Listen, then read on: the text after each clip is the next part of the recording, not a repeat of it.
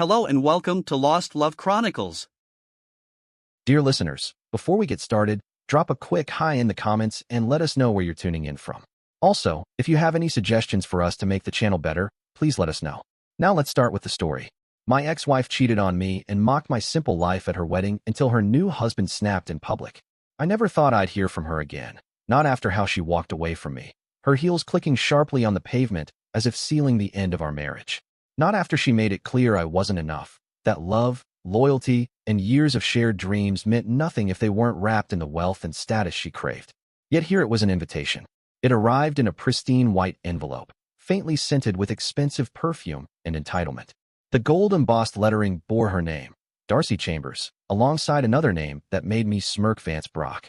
Brock, as in the Brocks, the kind of family that didn't just own skyscrapers but entire city blocks. People who looked down on men like me, men who built their success with their own hands instead of inheriting it. I laughed shortly and tossed the invitation onto my desk like it was a joke. She was marrying into one of the most powerful families in the city. Good for her. That's what she always wanted, wasn't it? To be admired, envied, placed on a pedestal far above people like me. I reached for my glass of whiskey, swirling the amber liquid as I leaned back in my chair. I'd moved on. I'd built something for myself. I had no reason to care. Then my phone rang. At first, I almost ignored it, but something about the number made me pick up. It was a business associate I hadn't heard from in months. "Hey, thought you might be interested in something," he said, his voice smooth but eager. "Something like what?" I asked. "You hear about the Brock wedding this weekend?" I frowned. "I might have." He chuckled. "It's not just a wedding. It's a gathering. Every big name in the city will be there: CEOs, investors, people with real power. And deals will be made." I sat up, suddenly intrigued. "Go on. There's a contract on the table, one that could change everything for you. But it's invite only, closed door. And well, you just happen to have a golden ticket." I glanced back at the invitation. This wasn't just a wedding. It was a chance to step into a world where names mattered more than ideas, where one handshake could be worth more than a lifetime of hard work. More than that, it was a chance to look Darcy in the eye and remind her exactly who she left behind. For a moment, I thought about ignoring it. I had better things to do than chase ghosts from my past. But then I realized what it would mean to walk into that event, to stand among all those people who once looked down on me, and show them all. No, prove to them that I was someone worth noticing. A smirk spread across my face as I picked up the invitation, fingers tracing the elegant lettering. Maybe I wasn't invited out of affection, but I was invited all the same, and I fully intended to make my presence unforgettable. I stood and walked over to my closet, my mind already racing with possibilities. If Darcy wanted to flaunt her perfect life in front of me, fine. But I wasn't the man she'd left behind. I'd built something real. I'd clawed, fought, and climbed my way into a place of power. And now fate had handed me an opportunity wrapped in gold. I wasn't about to let it slip away. By the time the weekend came, I was more than ready. I picked my suit with care, sleek, tailored, expensive, but not flashy. The kind of suit that made people take a second glance. One that spoke success without uttering a word. I ran a hand through my hair, smoothing it down, then grabbed my keys. The venue was a grand estate on the city's edge, with towering gates and manicured gardens stretching as far as the eye could see. As I pulled up, a valet opened my door and nodded politely. I handed over the keys, adjusted my cuffs, and stepped onto the marble path leading inside. Music drifted through the air, mixing with laughter and the clink of glasses. Chandeliers hung from the ceilings, casting a golden glow over the lavish surroundings only money could buy. I took a slow breath, a subtle smile playing at my lips. I belonged here. As I moved further into the room, heads turned. Some faces brightened in recognition, others contorted in surprise, and then came the whispers, the quiet murmurs of disbelief. None of it mattered, because the moment Darcy's eyes met mine, everything else faded. For a split second, her flawless mask cracked. Her lips parted slightly, and her grip on the champagne flute tightened. I raised my glass in a mock toast, watching her eyes flash with something she fought hard to hide. She'd moved on, yes, but seeing me standing there, calm and unshaken by the life she'd walked away from, was a wound no amount of money could heal. And just like that, I knew this wouldn't be just another night of networking. This was going to be something far more compelling. Because if I'd learned anything through all my years of struggle, it was this: when people think they've won, they drop their guard. Tonight, Darcy and her entire world were about to learn that I was never the kind of man to stay down for long. I moved through the crowd with practiced confidence, commanding attention without a word. These people weren't just wealthy, they were powerful. The kind who could bend laws, crush businesses, and crown nobody's kings with a single handshake. And tonight, I was one of them. The champagne in my glass hardly mattered. I wasn't here to drink, I was here to make a statement. Across the room, Darcy still hadn't taken her eyes off me. She tried to hide her shock, but I knew her too, while the slight flare of her nostrils, the subtle tightening of her fingers around the stem of her glass, it was all there. I took my time, making sure she felt every second of my silence, every moment of my presence. Then, I made my move. I stepped forward, weaving through the crowd like a man who truly belonged. I exchanged nods with men in tailored suits and shook hands with people who, just weeks ago, wouldn't have given me a second glance. Funny how respect comes so fast when you carry yourself like you already own the room. By the time I reached Darcy, she had barely composed herself. "Darling," she purred, her smile forced but flawless. "What a surprise. I wasn't expecting to see you here." I tilted my head slightly, taking a slow sip of champagne before replying. "Didn't you invite me?" She let out a soft laugh, though there was an edge to it. "I did, but I didn't think you'd actually come. I assumed you wouldn't dare show your face." I finished her sentence for her, watching as she swallowed down whatever lies she had ready to spill. Before she could respond, a voice interrupted. "Darling, aren't you going to introduce me?" I turned toward the source, my smirk growing just a little. Vance Brock. He was as polished as they came, the kind of man who'd never known struggle, born into power and privilege with no idea what it meant to fight for anything in life. He was everything Darcy had ever wanted. Yet, in the way he looked at me, there was a flicker of uncertainty, of calculation. Before she could answer, I extended my hand. "Vance Brock, I presume?" He hesitated for just a fraction of a second before shaking my hand. His grip was firm but lacked the roughness of a man who had ever done real work. "You must be," he trailed off, glancing at Darcy for help. She smiled a little too sweetly. "My ex-husband."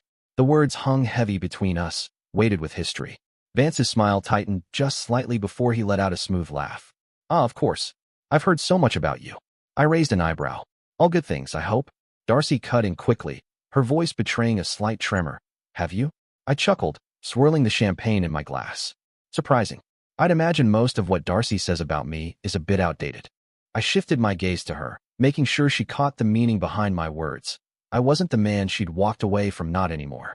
A flicker of something crossed her face, maybe regret, maybe something else. Vance, oblivious to the tension, let out another laugh. "Well, I suppose the past is the past. Tonight is about the future." He lifted his glass in a toast. I met it, lifting mine in return without breaking eye contact with Darcy. "To the future," I said, my voice smooth, "and to old friends." We clinked glasses, but I noticed her fingers tremble slightly as she took a sip. This was only the beginning. The rest of the evening played out like a carefully choreographed performance. I moved through the crowd, speaking with men of influence, forging connections that would serve me well in the days to come. I wasn't here to make a scene.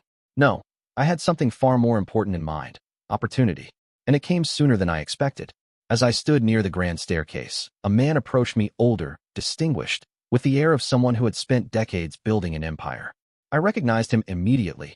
Charles Whitmore, a name that carried weight in both business and politics. "I have to admit," he said, extending his hand, "I didn't expect to see you here." I shook his hand firmly. "Neither did I, but I never turned down an interesting invitation." He chuckled. "Smart man. And from what I hear, you're making quite a name for yourself in the industry."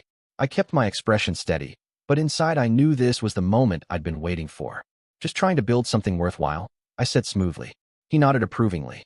"That's exactly the kind of mindset we like to see. If you have a moment, I'd like to discuss something that might interest you."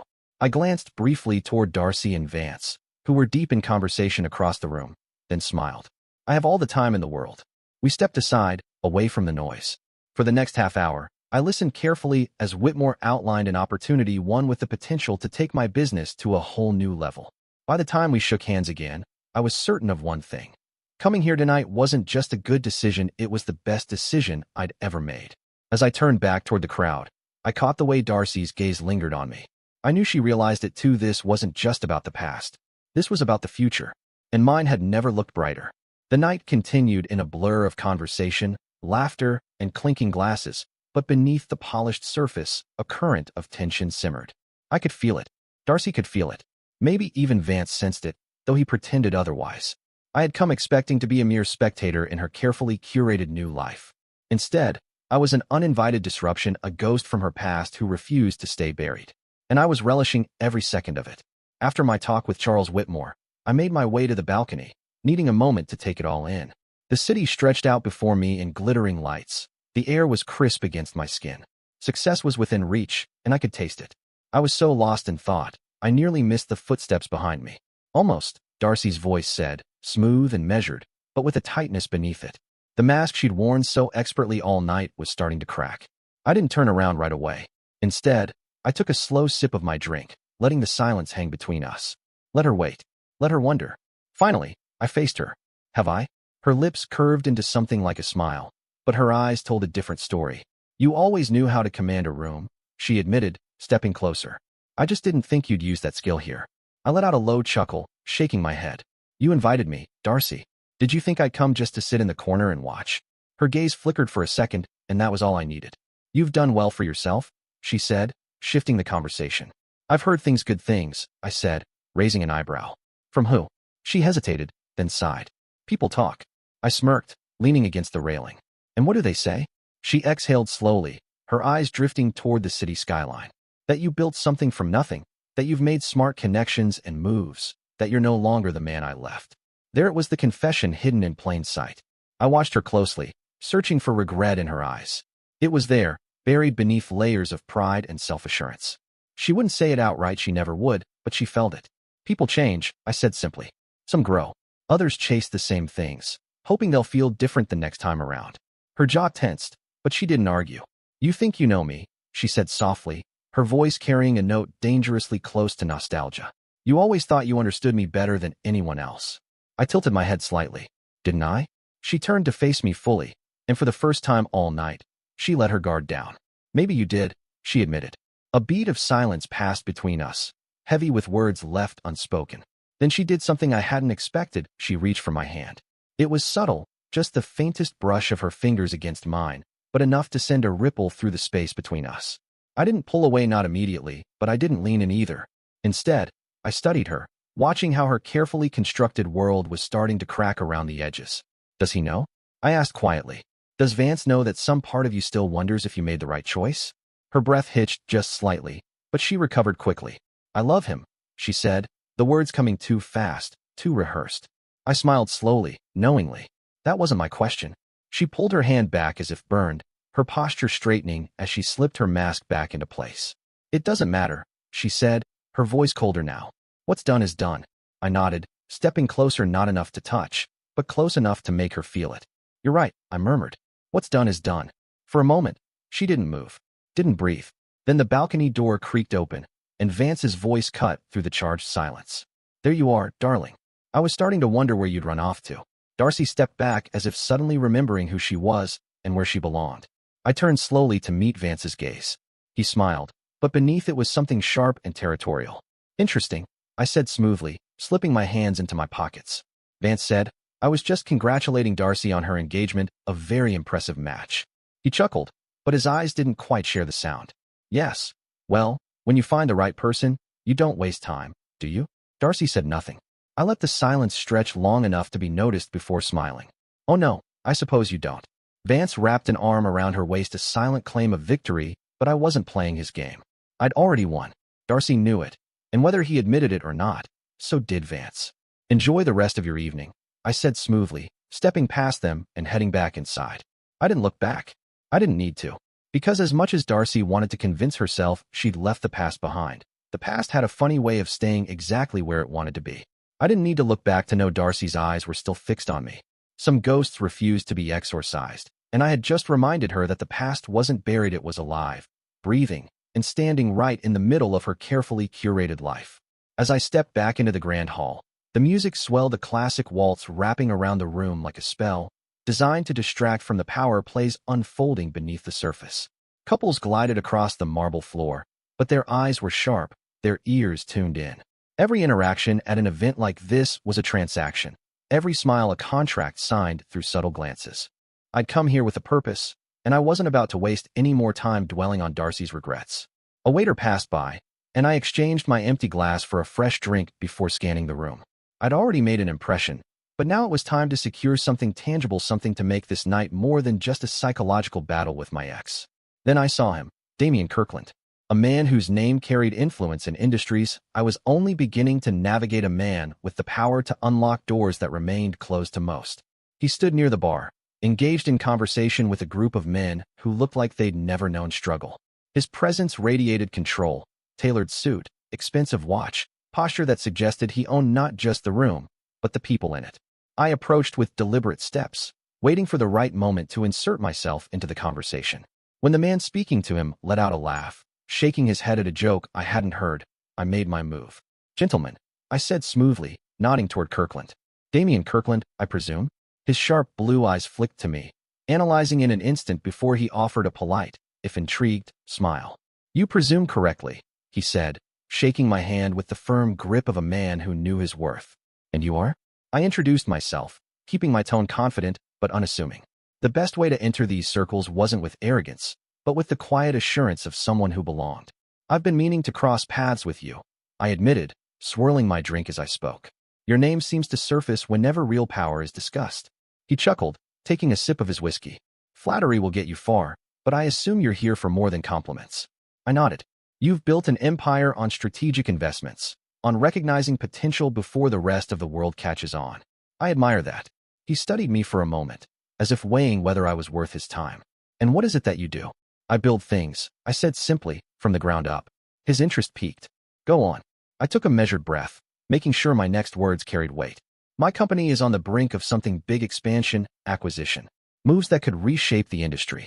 But to take that next step, I need the right partners." He leaned back slightly, intrigued but cautious. "And you think I'm that partner?" I smiled. "I think you're the kind of man who sees opportunity where others see risk." There was a moment of silence before he let out a slow, knowing chuckle. "I like that answer." "Good." I had his attention. Now it was time to seal the deal.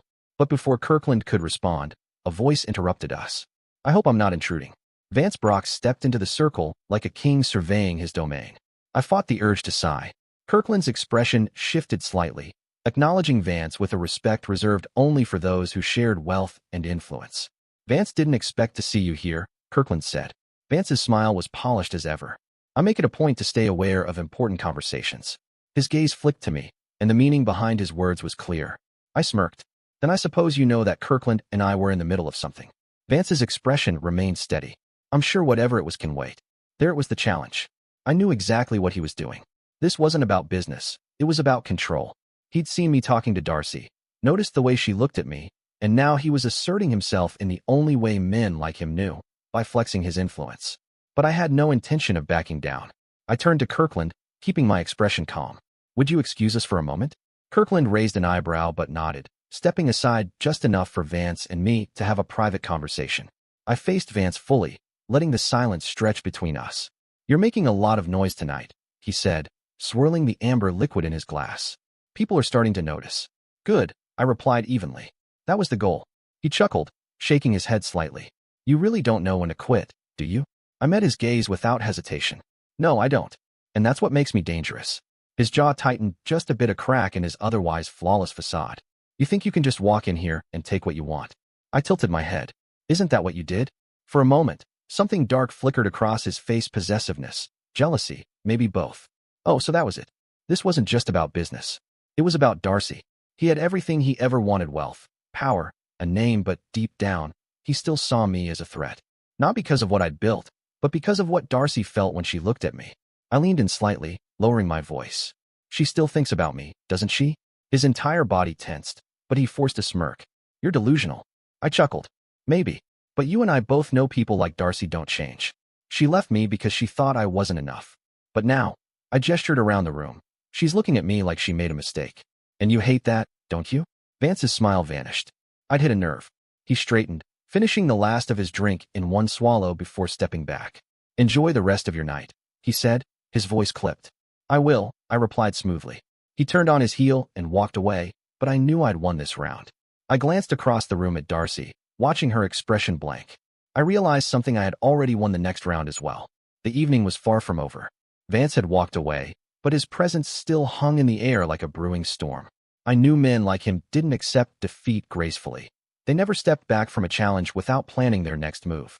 I had shaken him, unsettled the foundation of his perfect world, and now he'd be waiting for his moment to retaliate. Good. Let him try. I turned my attention back to the crowd. The ballroom buzzed with chatter, laughter, and the clinking of crystal glasses. The people who mattered were here, and I wasn't finished making my mark.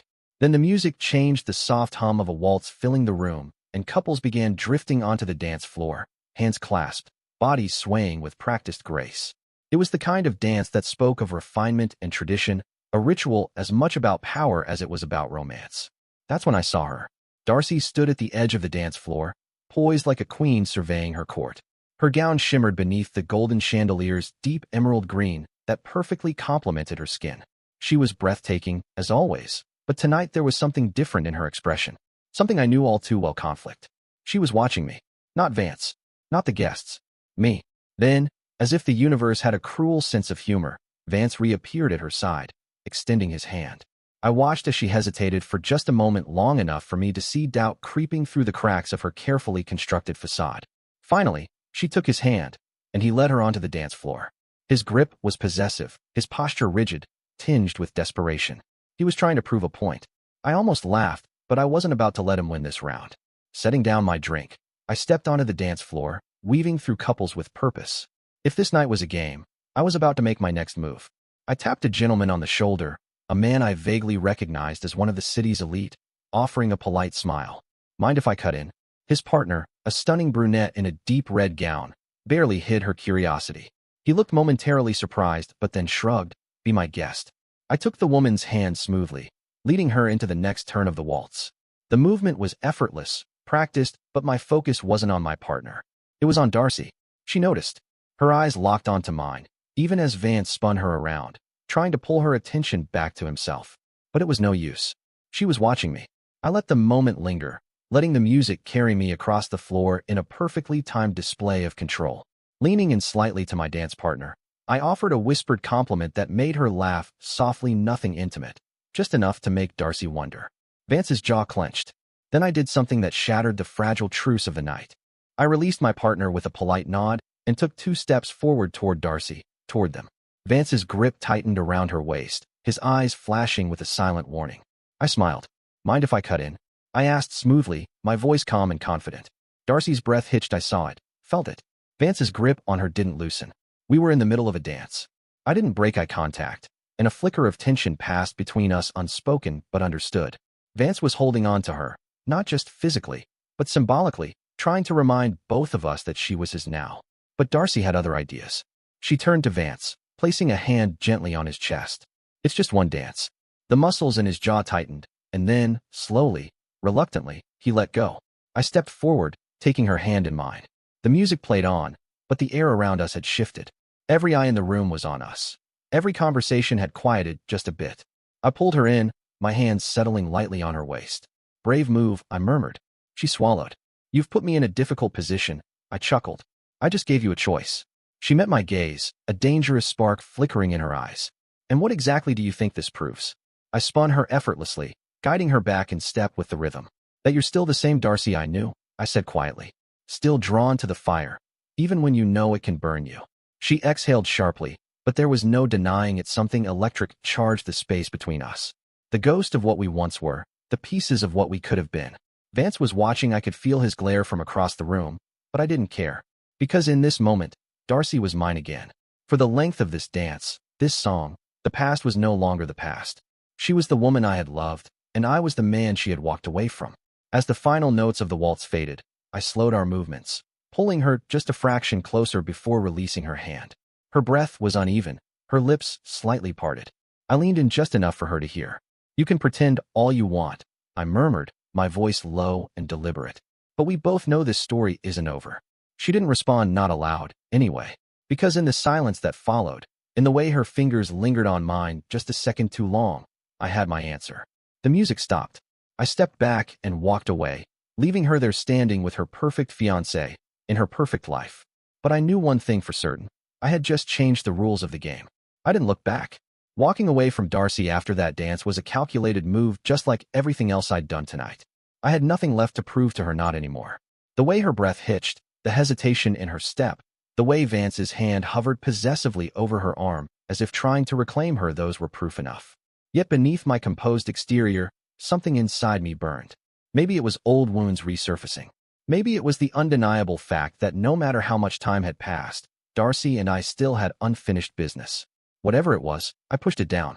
I wasn't here for nostalgia, I was here to win, and I'd just claimed another piece on the board. As I stepped away from the dance floor, I felt the weight of the guests' eyes tracking me. Whispers followed in my wake, speculation simmering beneath the polished veneer of polite conversation. I had shattered the flawless illusion of Darcy's new life, and in a room where status was currency, that was news worth spreading. Good, let them talk. I approached the bar and signaled the bartender for another drink. I needed a moment to gather myself, to refocus on the real reason I was here: power, influence, business.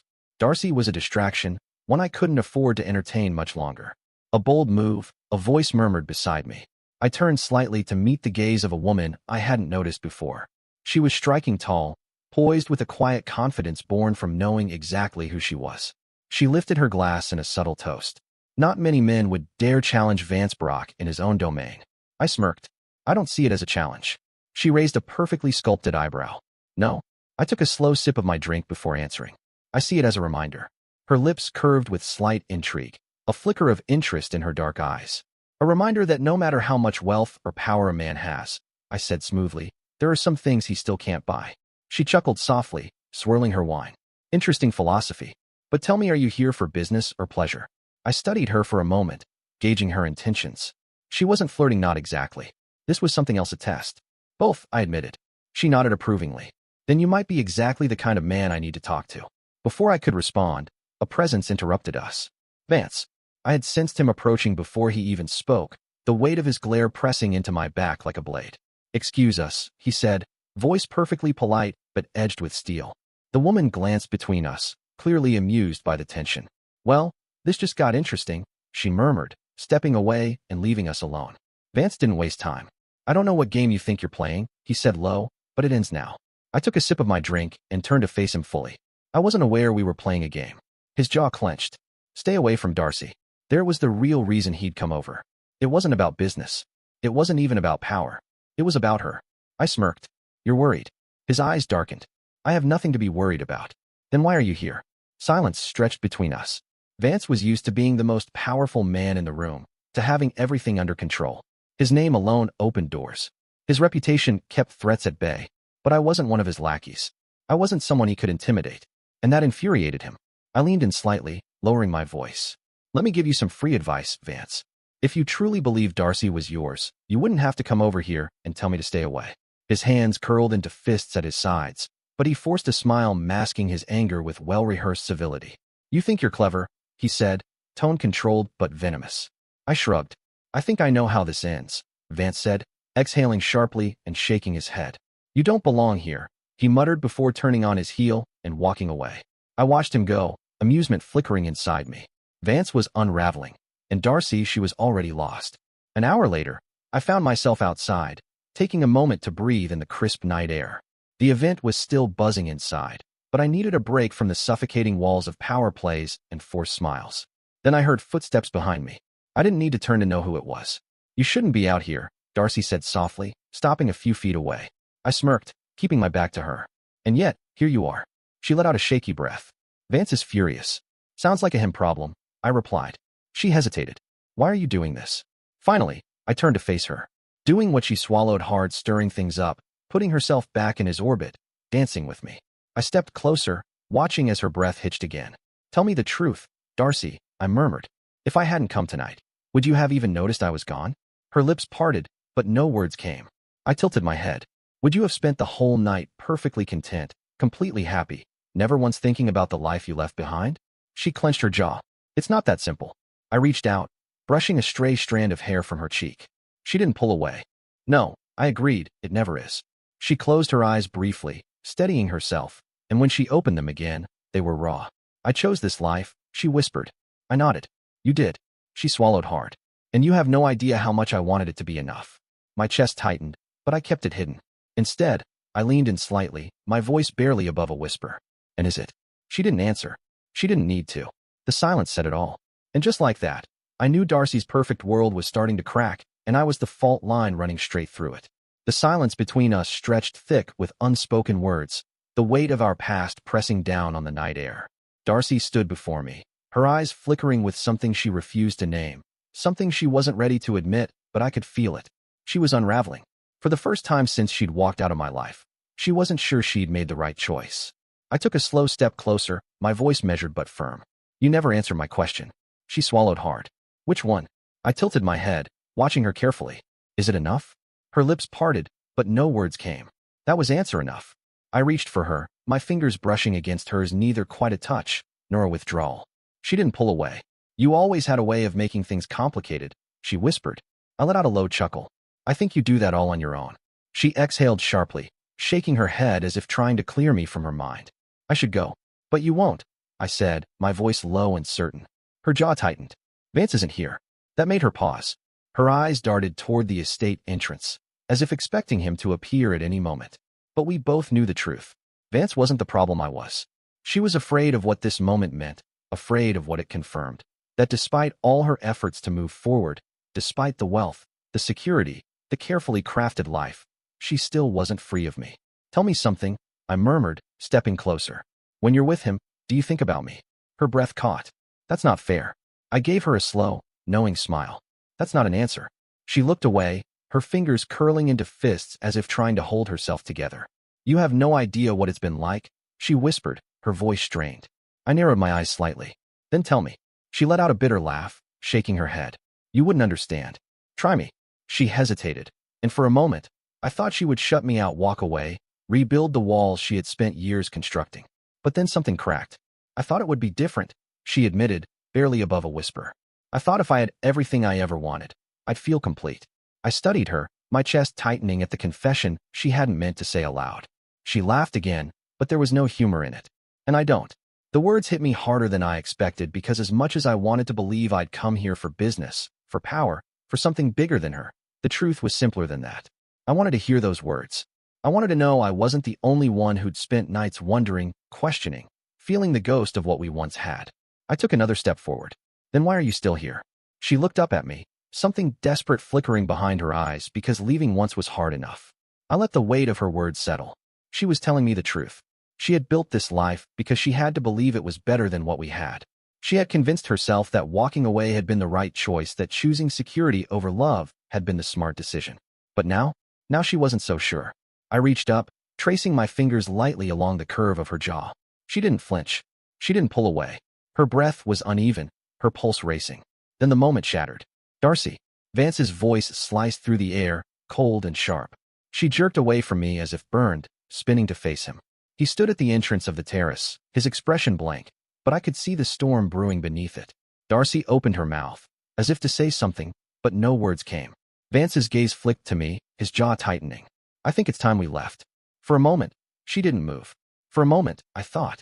But then she nodded, swallowing hard. Okay. I stayed silent as she walked past me, Vance's possessive hand settling on the small of her back, reminding both of us exactly where she belonged. But just before she disappeared inside, she hesitated. Just for a second. And in that second, I saw everything I needed to see. This wasn't over. Not even close. Vance knew it. Darcy knew it.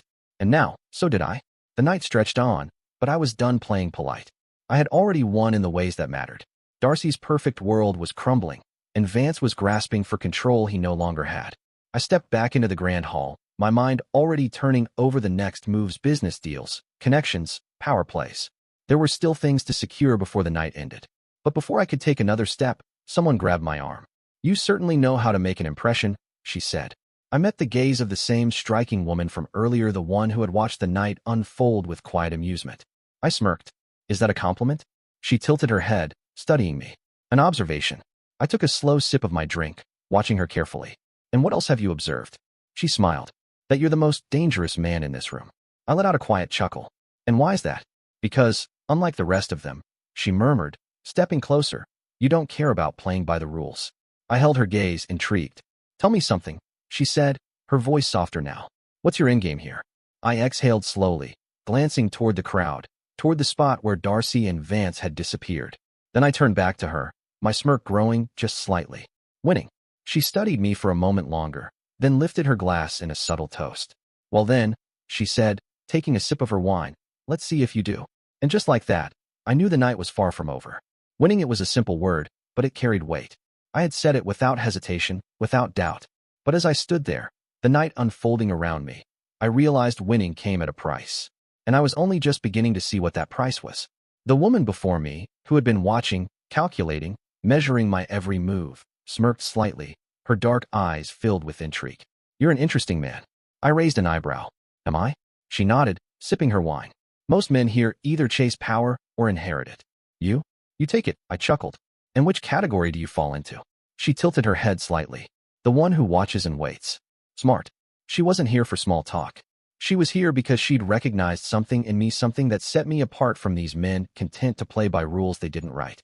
I leaned against the bar, studying her carefully. "And what is it you're waiting for?" She smiled slow and knowing. "The moment when the game shifts." My smirk widened. "Then you won't have to wait long." She let out a quiet laugh. "Good. I don't like wasting time." "Neither do I." But before I could say more, something caught my attention. No, someone. Darcy was back inside, standing near the far end of the hall. Vance had his hand on her waist, speaking to a group of investors. But she wasn't listening. She was looking at me. Her posture was perfect, her expression calm, but her eyes told a different story. One of regret, uncertainty. A woman who'd built her world on careful choices only to realize she had chosen wrong. She wasn't supposed to be here, looking at me like that. And yet, she was. The woman beside me followed my gaze, her smirk deepening. "Ah," she murmured. "So that's what this is about." I didn't answer. I didn't have to. She finished her drink, setting the empty glass on the bar before stepping closer. "She doesn't know what she wants," she said softly, "but you do." I turned to face her. "And what do you think that is?" She smiled. "To remind her that you were never the mistake." Her words cut deeper than I wanted to admit, because the truth was she was right. Darcy had spent years convincing herself that walking away from me was the smart choice, that marrying Vance and stepping into his world was the better life. But now, she wasn't so sure. And neither was he. Vance talked with his investors, but his grip on her waist was just a little too tight, his smile a little too forced. He had seen the way she looked at me, and it was driving him mad. I exhaled slowly, setting down my drink. "If you'll excuse me," I said to the woman beside me. She gave me a knowing look. "Go remind her." I didn't hesitate. I moved through the crowd with purpose, my steps steady, unhurried. People noticed. They always did. Power wasn't just about wealth or connections. It was about presence. And I had it. By the time I reached Darcy, she had already composed herself, smoothing her expression into neutrality. Vance, on the other hand, was anything but calm. His jaw tightened the moment he saw me. "What do you want?" He snapped. I smirked. "Just a conversation." He scoffed. "We have nothing to talk about." I glanced at Darcy, arching an eyebrow. "Is that true?" Her breath hitched, barely noticeable, but I noticed. Vance did too. His fingers flexed against her waist before he forced himself to relax, stepping protectively in front of her, as if shielding her from something dangerous. "Me?" I chuckled, shaking my head. "For a man who is everything, you seem awfully insecure." His eyes darkened. "You're delusional." "Am I?" I looked at Darcy again, holding her gaze. "Tell me, Darcy, are you happy?" Vance stiffened beside her. She opened her mouth, but no words came, only silence, the kind that said more than any answer ever could. Vance turned to her sharply. "Say something." Her lips parted. But before she could speak, something in the room shifted. An investor approached, clapping Vance on the back. "Ah, Brock. Just the man I wanted to see." The interruption was perfectly timed. Vance clenched his jaw, his whole body rigid with frustration. He had no choice but to turn, forcing a strained smile as he greeted the investor. In that split second, I leaned in, my voice just for Darcy. "You hesitated." She sucked in a breath, her fingers curling tightly against the fabric of her gown. I stepped back, letting my words settle, watching the storm of emotions flicker behind her eyes. Vance was still engaged in conversation, but I knew this wasn't over, not for him, and definitely not for her. I turned and walked away, leaving them standing there. Because the truth was, she could fight it all she wanted. She could pretend. But deep down, we both knew I had already won. And soon, she'd have to admit it to herself, to Vance, and most importantly, to me. I didn't need to look back to know Darcy was still watching. The hesitation in her voice, the flicker of doubt in her eyes, those weren't things Vance could ignore. And if there was one thing I knew about men like him, what they couldn't handle was doubt, especially when it came from the woman they believed they owned. I didn't leave the party, not yet. There was still something unresolved in the air, an electric charge that hadn't faded. I could feel it. Darcy could feel it. Vance could feel it. I made my way toward the far end of the estate, stepping out onto one of the smaller balconies. The cool night air was a welcome relief after the stifling heat of the ballroom, the thick atmosphere of money and expectation that had filled the space inside. The view was vast, the city skyline stretching endlessly into the distance. It was a reminder, I had fought for this. This city had tried to break me, to convince me that men like Vance were the only ones who ever won. But I carved my own path. Now, Vance wasn't just wary of me. He knew I was a threat. I leaned against the railing, drawing in a slow breath, letting the night settle around me. Then, soft footsteps, hesitant but deliberate. I didn't have to turn to know who it was. Following me now? I murmured, a slow smirk tugging at my lips. Darcy exhaled, uneven and quiet. Then silence. I just needed some air. I finally turned to face her. Her hair was looser now, a strand falling over her shoulder. Her breathing was shallow, lips slightly parted as if she had something to say, but didn't know how. She looked vulnerable, and I had a feeling she hated that. I tilted my head. Vance let you out of his sight. She tensed but said nothing, which was answer enough. I stepped closer, slow and deliberate. He's angry, isn't he? She swallowed. He has every right to be. I raised an eyebrow. Because you hesitated. She flinched just slightly, but I saw it. Because I let you get under my skin, she whispered. Her honesty caught me off guard. For the first time that night, she wasn't performing, wasn't pretending to have control. She was just Darcy, the woman I'd loved, the woman who had walked away, the woman now standing before me completely unguarded. I closed the distance, leaving barely any space between us. So, what are you going to do about it?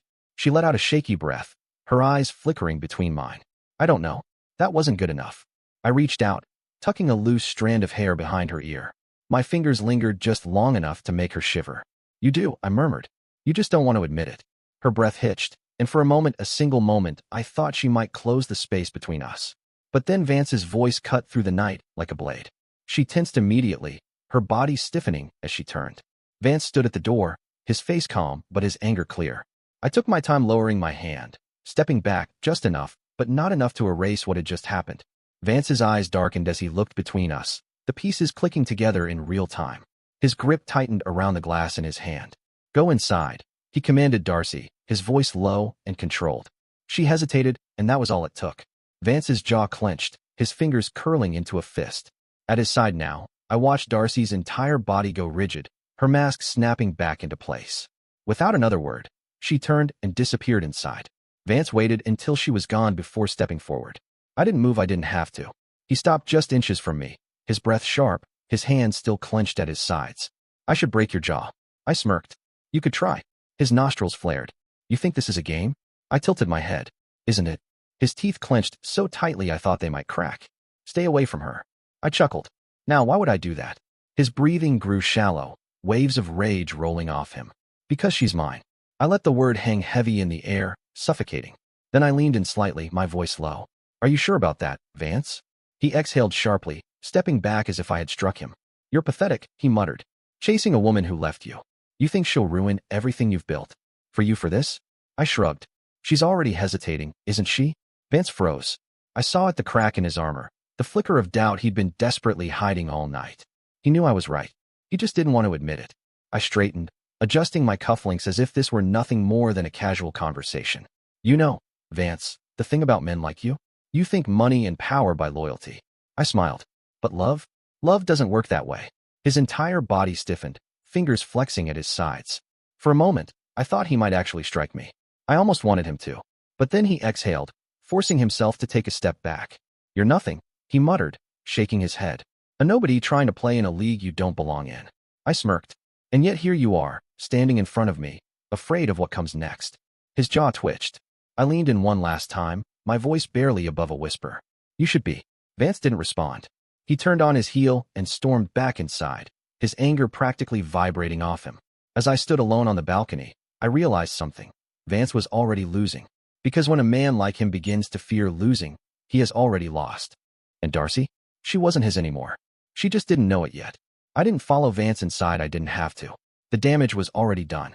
The knight still wore his ring, still stood by his side, but her heart wasn't in it, not anymore. And Vance knew it. That's why he'd come to me. Why he clenched his fists and spat threats like a man drowning in his own insecurities. Because men like him only fight when they know they're losing. I exhaled slowly, the cool night air grounding me. The night wasn't over, but in every way that mattered, I had already won. Still, something lingered in the air. Something unfinished. I turned back toward the grand hall and stepped inside once more. The atmosphere buzzed with laughter, conversation, and the quiet hum of power shifting beneath the surface. But I wasn't interested in any of it anymore. I was only interested in her. Darcy stood near the far end of the room, her posture flawless, her mask firmly in place. To anyone watching, she was the epitome of grace and composure. But I saw the truth. Her fingers curled tightly around the edge of her champagne glass, as if it was the only thing holding her steady. Her smile was just a bit too forced, her eyes scanning the room like she was searching for a way out. When her gaze met mine, she froze. A silence stretched between us, thick and heavy. Slowly, I began to walk toward her. She didn't move, didn't look away, didn't even breathe. By the time I reached her, the tension between us was almost tangible, crackling like fire in the air. She swallowed. "You shouldn't be here." I smirked. "And yet, here I am." Her grip on the glass tightened. "Vance is furious." I chuckled, tilting my head slightly. "Good." Her eyes darted toward the crowd, searching for him. "This isn't a game, you know." I leaned in just a little, lowering my voice. "Isn't it?" Her breath hitched. I saw it, the wavering of her resolve, the way she stood on the edge of something dangerous, unsure how to step back. I reached out gently, taking the glass from her hand and setting it aside. "Tell me the truth, Darcy." She hesitated. I stepped closer, my voice softer now. "Do you love him?" She inhaled sharply, her whole body stiffening, then turned away. She didn't answer because she couldn't. I smiled. "That's what I thought." She exhaled shakily, gripping the back of a nearby chair for support. "This isn't fair," she whispered. I tilted my head. "What isn't?" She looked at me, her eyes raw and honest. "You being here, making me question everything." I reached for her, my fingers brushing against her wrist. "Then maybe you already know the answer." Her eyes burned into mine, but before she could speak, someone cleared their throat behind us. "Vance, of course." I turned slowly and found him standing just a few feet away, his expression a mask of cold fury. The room had fallen silent. Everyone was watching, waiting. Vance's eyes flicked to Darcy. "It's time to go." She hesitated. That hesitation was all it took. His lips curled in frustration, but he masked it quickly, stepping closer. Now, I could have stopped her, reached for her hand, whispered one more thing to push her over the edge. But I didn't. Instead, I smirked, watching as Vance gritted his teeth and gently took her arm, guiding her toward the exit. He thought he was walking away with her, thought he had won. But as she passed me, her fingers brushed against mine, soft, fleeting, barely a touch. Enough. Enough for me to know this wasn't over. Not by a long shot. And as Vance led her away, his grip just a little too tight, his shoulders just a little too tense, I chuckled quietly. Because men like Vance never understand the most important rule. You can't keep something that doesn't belong to you. And Darcy? She was already gone. She just hadn't admitted it out loud yet. But soon enough, the doubt would grow into a storm that would shatter everything Vance thought he had. And when that moment came, I'd be waiting in the shadows, ready to claim my revenge. Checkmate. Dear listeners, please share your thoughts in the comments section below and don't forget to like, share, and subscribe.